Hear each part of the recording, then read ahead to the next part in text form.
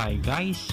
Welcome na naman sa panibagong nating vlog ngayong araw na to, and for today's vlog ay i-share ko sa inyo ang bago nating laruan, ang bago nating ride na binili. Tara, unbox muna natin yun. Let's go! Boom! Unboxing EYU electric scooter.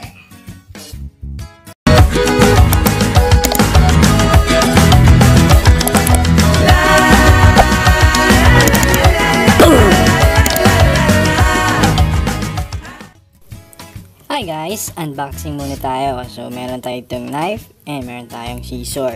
Mag-ingat kayo sa paggamit ng knife at scissor ha. Ito na yung binili natin. Ganito siya kalaki.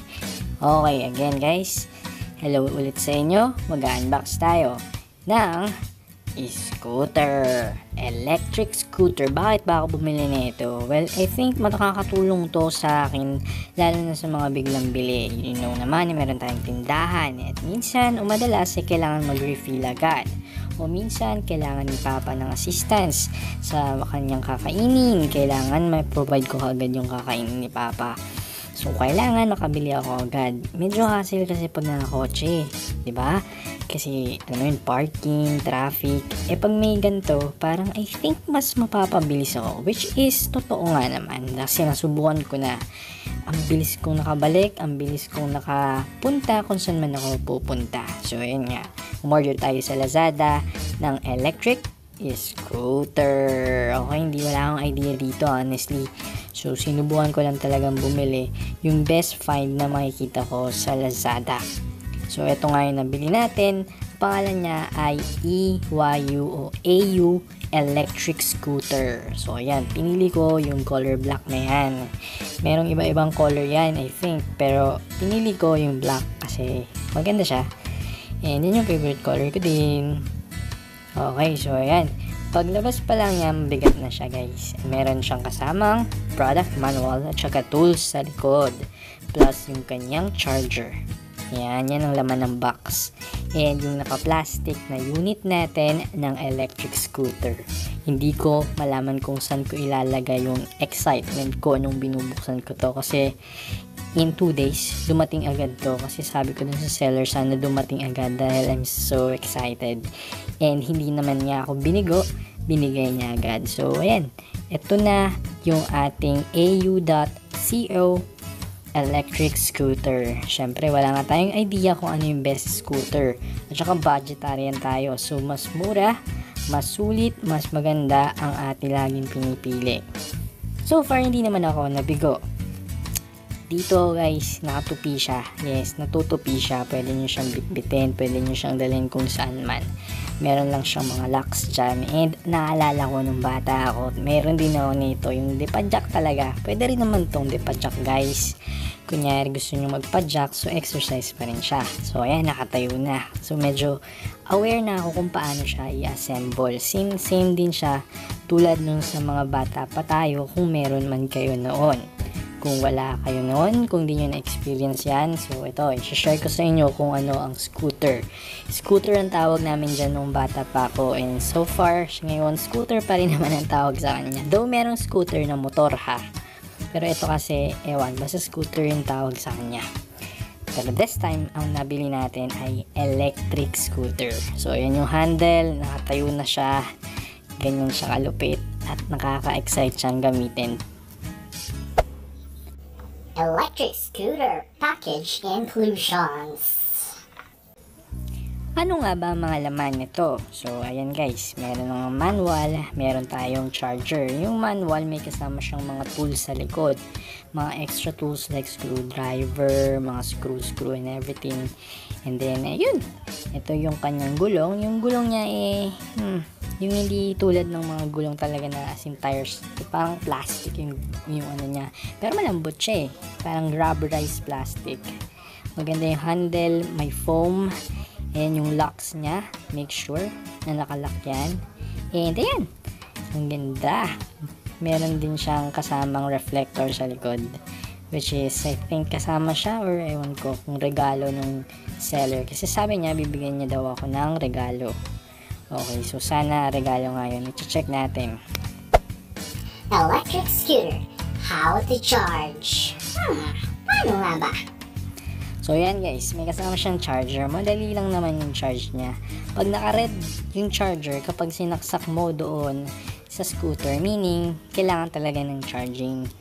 Ngayon, after few hours, ay magi-green din siya, kung saan meaning tatanggalin mo na yung pagkakasaksak niya doon sa charger, meaning ready na siyang lumaban sa pagsubok ng buhay.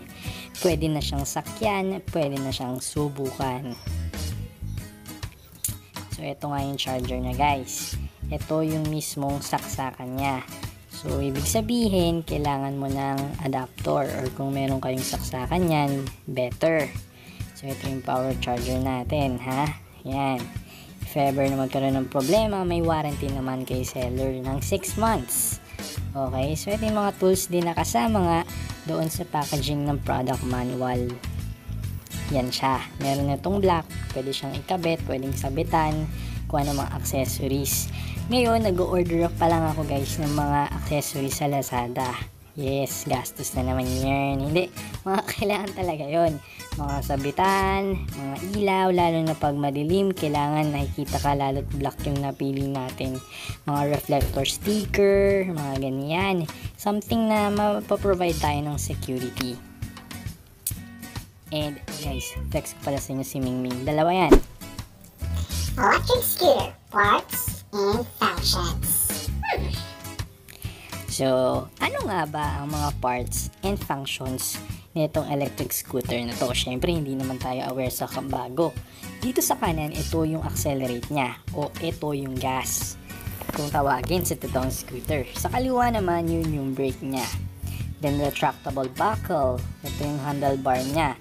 Pwede mo siyang taas, pwede mo siyang ibaba. Katulad pa rin ng dating scooter. Yes, i-adjust mo lang siya dyan sa handlebar stem niya. Alright. And then dito yung absorber. Sa baba, shock absorber para sa mga lubak-lubak. So far, magaling siya. Maganda siya sa mga lubak-lubak. Ito na yung foldable buckle. Pagka itutupi mo siya. Nandyan din yung ating anti-skid pedal. Kung saan para siyang liha. Yeah, para hindi madulas. Yan din naman yung mudguard natin. Mudguard, pwedeng brake yan. And yun yung reflector natin. Umiilaw siya kapag gumagalaw yung unit. Ganun siya kalupit, ha? And then sa likod, yun yung motor. Yes, yun yung motor niya. Yung gulong sa likod, nandun ang motor niya. Lupit, diba? And then meron siyang kasamang kickstand. O para makatayo yung ating unit. Ito yung front wheel naman na maganda siya. Basta nakaka-excite siya guys. Paano nga ba to gagana, o saan nga ba ang charging nito? Yun ay makikita dito sa ilalim. Yes, nasa ilalim po ang turn on button niya. Ayan, merong manual din sa likod, sa ilalim, to check yung mga unit natin. Dito yung charging button. Papasok mo dyan, meron po yung takip para if ever walang makapasok na liquid, hindi siya mabasa. Then yung isa naman po, yan yung pinipindot para mag-turn on yung unit. Yes, so kung nakatayo, kakapain mo lang yan. Kakapain mo para, alam mo na, magaling ka dapat nakataan. Alam mo na yan. Okay, go. Hi guys, ayan, nandito tayo sa labas ng bahay. Papakita ko lang sa inyo kung paano gumagana yung ating EYU electric scooter. Okay, pakita ko lang sa inyo. Tara. How to operate EYU electric scooter. To turn it on, kakapain mo lang dito yung on button. Then you press it 1. Paano nalalaman yung kanyang battery level? Pag pinindot mo to, nakarinig ka ng isang beep. Kapag may narinig kang isang beep, it means ay 75% above ang kanyang battery level. Kapag dalawang beep, 50% na lang. Kapag tatlong beep, 25% na lang. So ayun yung batayan para malaman mo yung battery level niya, para makapag-charge ka kaagad. Sa pag-charge naman, pagdating niya dito ay may charge na siya. kaya hindi na ako nahihirapan. Pero kagabi, chinerge ko siya.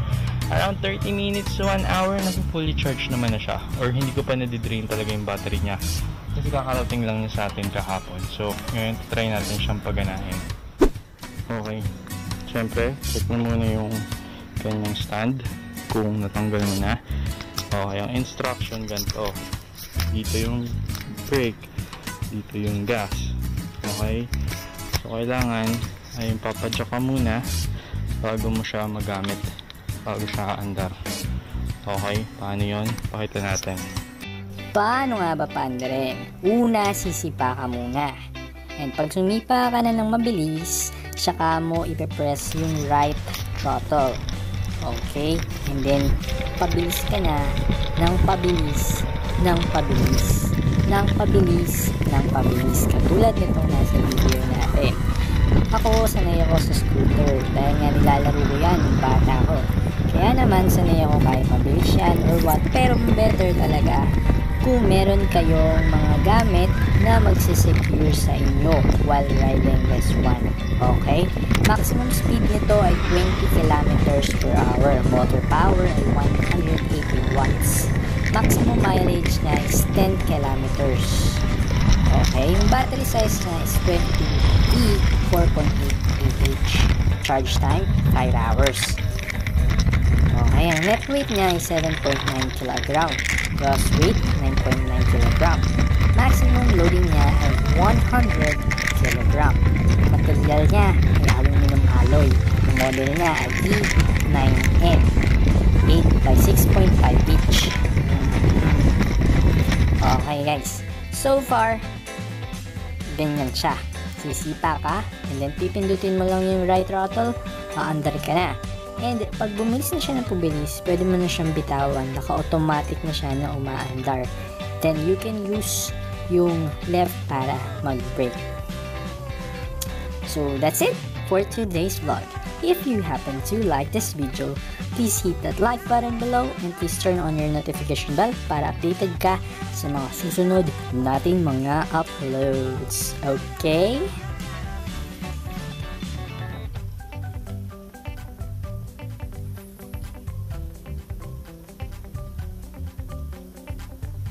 So guys, please subscribe to our YouTube channel. Once again, I am Rondick Vlogs. Bye!